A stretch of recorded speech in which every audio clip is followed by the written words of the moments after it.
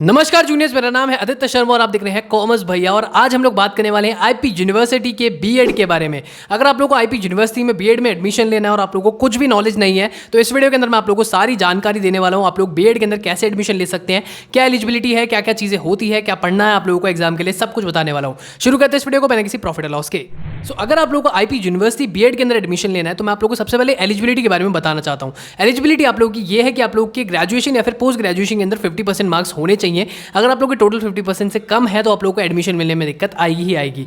अब हम लोग बात करते हैं कि भैया हम लोग को इसका कौन सा फॉर्म भरना होता है, फिर आप लोग को आईपी यूनिवर्सिटी के लिए कहाँ पे जाकर रजिस्ट्रेशन करना पड़ता है। तो आप लोग जा सकते हैं www.ipu.admissions.nic.in के ऊपर। ये इनकी ऑफिशियल वेबसाइट है जहाँ पे जाके आप लोग इनका फॉर्म भर सकते हैं। लास्ट डेट है अभी फिलहाल आप लोगों की 10 अप्रैल। वैसे ये डेट एक बार एक्सटेंड हो चुकी है तो चांसेस कम है कि ये दोबारा एक्सटेंड होगी। तो आप लोग 10 अप्रैल से पहले इस फॉर्म को भर दीजिए। इसके अंदर आप लोग फॉर्म के अंदर जाके आप लोगों को 1500 रुपये का ये फॉर्म भरना है। आईपी यूनिवर्सिटी की जो एडमिशन प्रोसेस है उसके अंदर ना आप लोगों को थोड़ी सी दिक्कतें आ सकती है, तो मैं आप लोगों की हेल्प करने के लिए तैयार हूं। आप मुझको व्हाट्सएप करके भी अपने डाउट्स को क्लियर कर सकते हैं। बाकी अगर मैं आप लोगों को बताऊं, आप लोग एडमिशन फॉर्म जैसे ही भर देते हैं, एप्लीकेशन फॉर्म जैसे ही भर देते हैं, उसके बाद आप लोग का आगे चल के एडमिट कार्ड आएगा। आप लोगों को आईपीयूसीईटी का एग्जाम देना पड़ेगा। आईपीयूसीईटी के एग्जाम के लिए आप लोगों को क्या क्या पढ़ना है, अब आप लोगों को मैं सिलेबस भी बता देता हूं।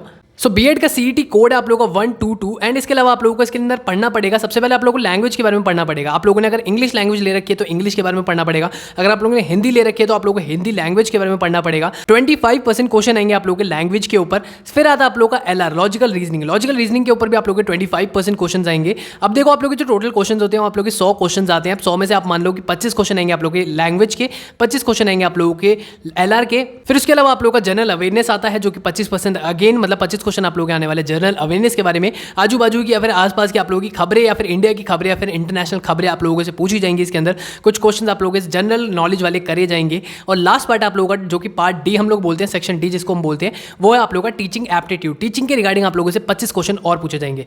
इस एग्जाम के अंदर आप लोगों का एक क्वेश्चन अगर आप लोग सही करते हो तो 4 नंबर मिलते हैं, और अगर आप लोग गलत करते हो तो वो 4 नंबर तो आप लोगों को नहीं मिलेंगे, बट आप लोगों की नेगेटिव मार्किंग -1 जरूर हो जाएगा। फिर जब आप लोग एग्जाम दे देते हो तो आप लोगों की एग्जाम के बाद रैंक्स डिक्लेयर करी जाती है। आईपी यूनिवर्सिटी रैंक डिक्लेयर करता है अपनी वेबसाइट के ऊपर, जो कि आप लोगों को थोड़े ही दिनों के अंदर देखने को मिल जाती है, जिसको हम लोग रिजल्ट भी बोलते हैं आईपीयूसीईटी का। तो आईपीयूसीईटी का जैसे आप लोग का रिजल्ट आ जाता है, रैंक्स आ जाती है, उसके बाद आईपी यूनिवर्सिटी अपनी काउंसलिंग के फॉर्म को निकाल देता है। काउंसलिंग के फॉर्म को भी आप लोगों को भरना पड़ता है, जो कि 1000 रुपये का फॉर्म आएगा। उस फॉर्म को जैसे ही आप लोग फिलअप कर दोगे उसके बाद आप लोग काउंसलिंग में पार्ट ले सकते हो। अब ये काउंसलिंग क्या होती है? काउंसलिंग के अंदर आप लोगों ने जैसे पहले भी अगर कॉलेज के अंदर एडमिशन लिया होगा, आप लोगों ने यूजी या फिर पीजी कर रखी होगी, तो आपको पता होगा काउंसलिंग का मतलब होता है कि आप लोगों के कॉलेज फिल करना। कॉलेजेस फिल करोगे, राउंड 1, राउंड 2, राउंड 3 करके इसके डिफरेंट राउंड्स होते हैं। आईपी यूनिवर्सिटी में 3 से लेकर 5-6 राउंड भी जाते हैं। मिनिमम 3 राउंड तो होने ही होने हैं, लेकिन 5-6 राउंड भी हो जाते हैं। काउंसलिंग के अंदर आप लोग कॉलेजेस को फिल कर सकते हैं और कट ऑफ के हिसाब से आप लोगों को कॉलेजेस मिलेंगे। बीएड के आईपी यूनिवर्सिटी के अंदर अराउंड 23 कॉलेजेस हैं। कॉलेजेस को भरने के बाद आप लोगों को वही होगा कि आप लोगों को अलॉटमेंट करी जाती है। अगर आप लोगों को कॉलेज पसंद होगा तो आप उसको फ्रीज करेंगे, नहीं पसंद होगा आप उसको फ्लोट करेंगे, नेक्स्ट राउंड में जाएंगे।